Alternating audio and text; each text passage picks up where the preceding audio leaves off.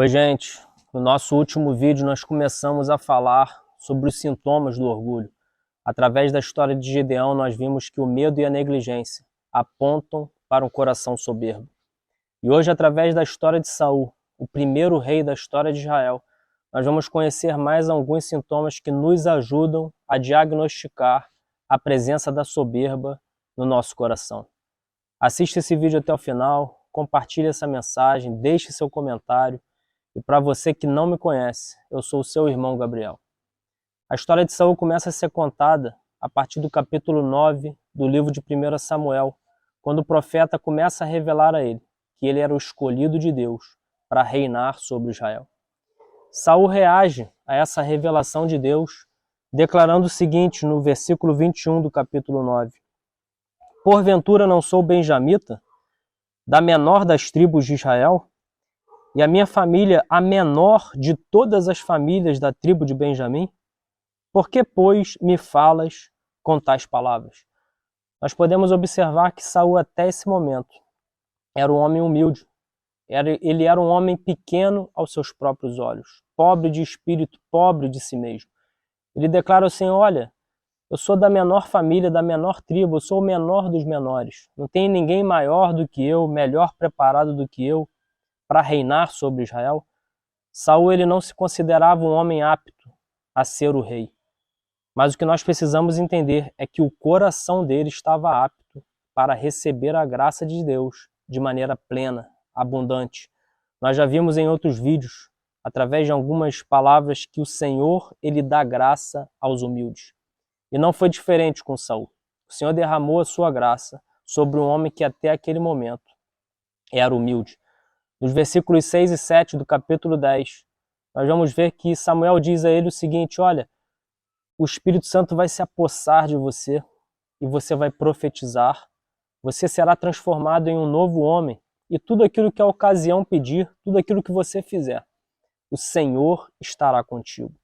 No capítulo 11, versículo 6, nós vamos ler que quando o Espírito Santo se apossou de Saul, ele se tornou um poderoso guerreiro, coisa que ele não era até então.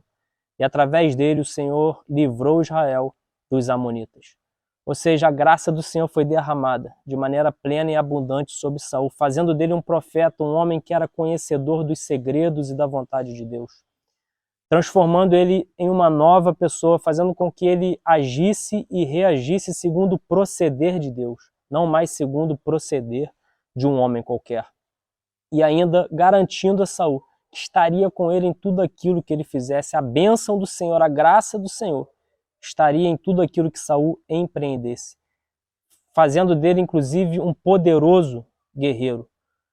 Como se não bastasse, o Senhor ainda estabeleceu o reinado de Saul, fazendo com que todo Israel reconhecesse o governo de Deus através dele, e fazendo também que todos os povos vizinhos começassem a temer Saul grandemente, por saberem que a graça do Senhor estava sobre ele. Mas infelizmente, esse tempo de graça plena sobre a vida de Saul durou muito pouco. A partir do capítulo 13, nós vamos começar a ler os relatos do segundo ano de reinado de Saul. E é a partir desse momento que Saul começa a se afastar do Senhor, desobedecendo, preferindo andar, independente da vontade do Senhor. Se no começo do reinado de Saul nós podemos ver a graça sendo dispensada de maneira plena sobre ele, porque o Senhor dá graça aos humildes. No final do reinado de Saul, nós vamos ver um homem completamente afastado da graça de Deus, porque também está escrito que Deus resiste aos soberbos. E a partir do capítulo 13, quando a queda, o declínio de Saul começa, nós vamos começar a identificar alguns sintomas que vão nos ajudar, inclusive, a identificar a presença da soberba no nosso próprio coração. Jesus disse aos discípulos: vocês já estão limpos pela palavra que vos tenho dito. Essa mensagem é uma oportunidade, do Espírito Santo nos limpar ainda mais desse mal que é o orgulho, que nos afasta da graça do Senhor, nos torna independentes da vontade de Deus.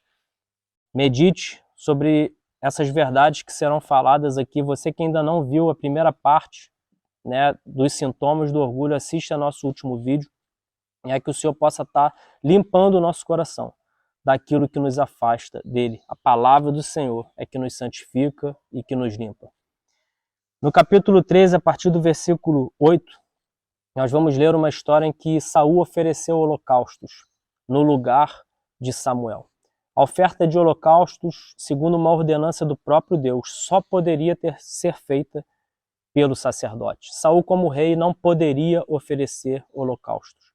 Mas Saul percebeu que o exército de Israel, numa determinada batalha, estava se espalhando, os filisteus estavam se aproximando, e sempre era oferecido um holocausto antes das batalhas. E ele não esperou Samuel chegar para oferecer o holocausto, ele se apressou e ofereceu logo o holocausto.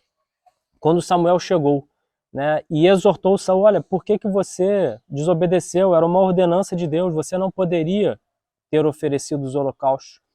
Saul então responde no versículo 12 do capítulo 13 o seguinte, ele diz, forçado pelas circunstâncias, eu ofereci holocaustos. Ou seja, eu vi o povo, o exército se espalhando, os filisteus chegando, e eu fui forçado pelas circunstâncias. Por isso que eu ofereci os holocaustos.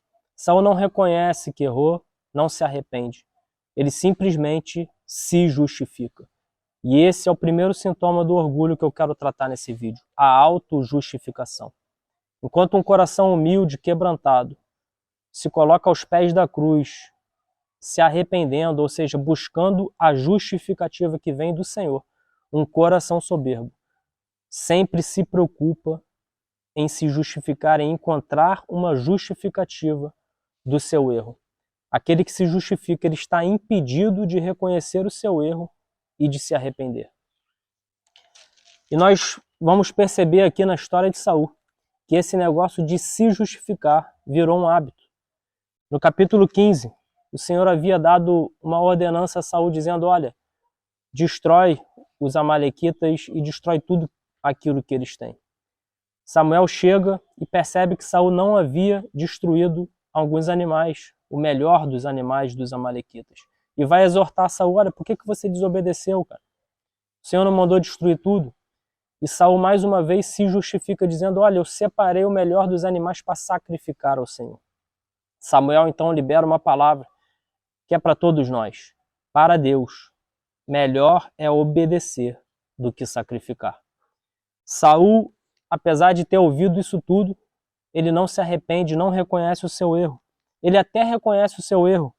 No versículo 24, ele declara o seguinte, versículo 24 do capítulo 15 de 1 Samuel, Saul declara o seguinte, eu pequei, pois transgredi o mandamento do Senhor e as tuas palavras. Ou seja, ele até admite o erro, mas logo em seguida ele se justifica dizendo, eu pequei porque temi o povo e dei ouvidos à sua voz.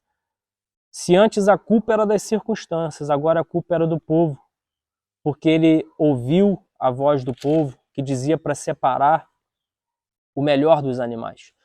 A gente tem que sondar os nossos corações, Será que nós temos reconhecido os nossos erros? Ou será que nós somos pessoas que estão sempre se justificando, sempre dizendo, olha, eu errei por causa disso, por causa daquilo, por causa do momento, por causa das circunstâncias? Será que nós sempre estamos colocando a culpa em alguém? Olha, por causa dele, por causa de fulano, por causa de ciclano. Um coração humilde é o coração daquele que diz, eu errei, eu pequei, eu me arrependo. Ao passo que um coração soberbo é alguém que diz, olha, eu errei por causa disso, por causa daquilo, por causa dele, por causa dela. Esse é o primeiro sintoma da soberba, a autojustificação.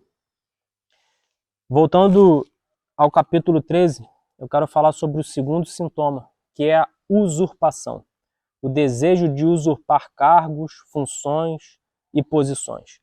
Saul, ele não era sacerdote, ele usurpou o sacerdócio quando ele ofereceu os holocaustos, que só Samuel poderia ter oferecido. E nós precisamos sondar o nosso coração, a nossa mente, ver se em nós existe algum desejo de assumir posições, cargos, funções, seja na empresa que nós trabalhamos, seja na igreja que nós congregamos ou em qualquer outro cenário. Será que nós somos pessoas que queremos ocupar posição de destaque, e quando existe alguém nessa posição, a gente quer a posição dessa pessoa, né? Muitas vezes nós percebemos isso num ambiente empresarial, né? Pessoas fazendo um jogo sujo, vamos dizer assim, para tomar um cargo, uma posição que é de uma outra pessoa. E esse tipo de desejo, né, de intenção, ele aponta para um sintoma da soberba. É algo que nós precisamos também avaliar. Voltando novamente ao capítulo 15 de 1 Samuel, nós vamos ler que Saul levantou um monumento, uma imagem dele mesmo, com o propósito de ser adorado e exaltado, né, pelos homens. E esse é o terceiro sintoma do orgulho que eu quero tratar aqui, a autoexaltação, né? Tudo aquilo que é alto, que aponta para a gente, né, para a nossa glória, para a nossa honra, para nós estarmos em evidência, são sintomas, né, do orgulho, que nós precisamos ser limpos dessas coisas.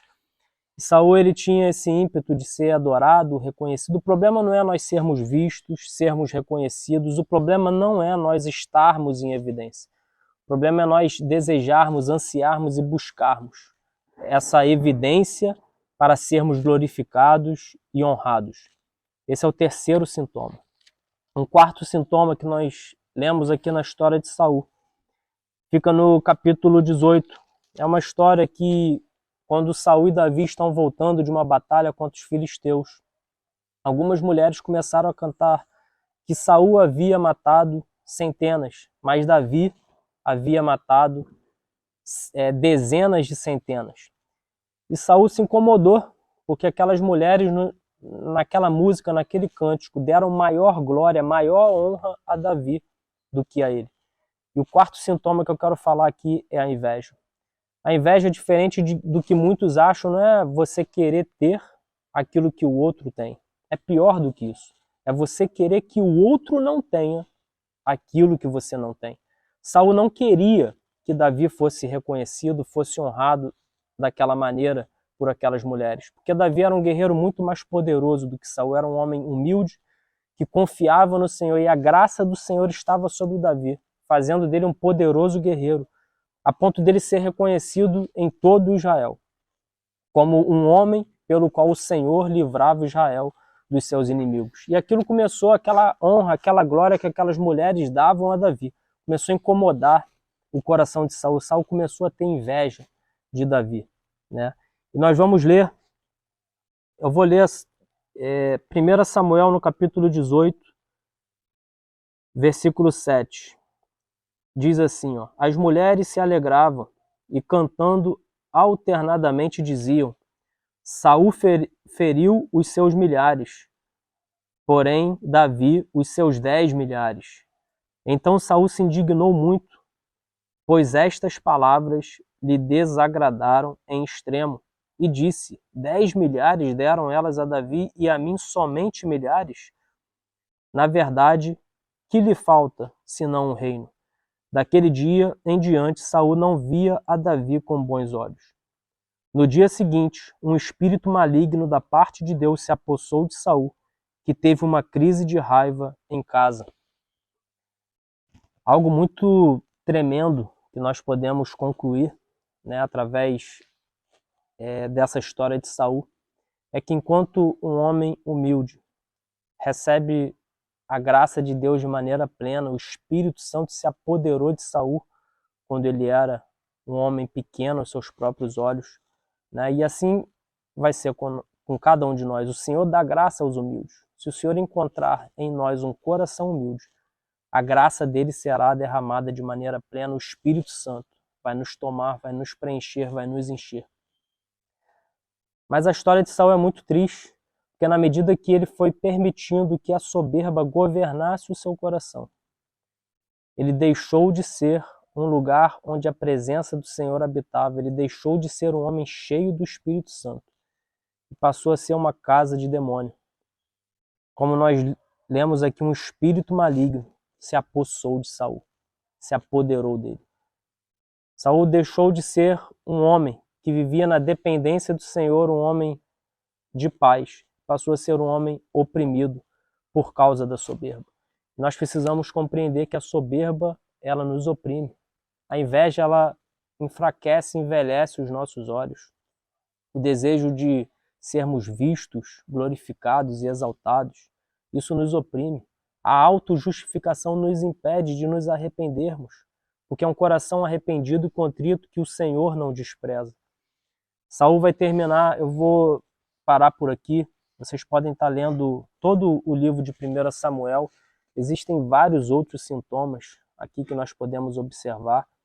Aqui no nosso canal nós temos como propósito estimular a leitura bíblica, que você esteja lendo essa história de Saul, que é uma história muito rica e nos ensina muitas coisas. Que o Senhor possa estar gerando em nós um coração humilde, né, para que nós sejamos morada plena do seu Espírito. Que o Senhor nos limpe de todo orgulho, de toda soberba, de tudo aquilo que nos torna pessoas oprimidas, que nos torna pessoas governadas pelo inimigo, pelo maligno. Que o Senhor possa estar abençoando a sua vida e até o nosso próximo vídeo. Um grande abraço.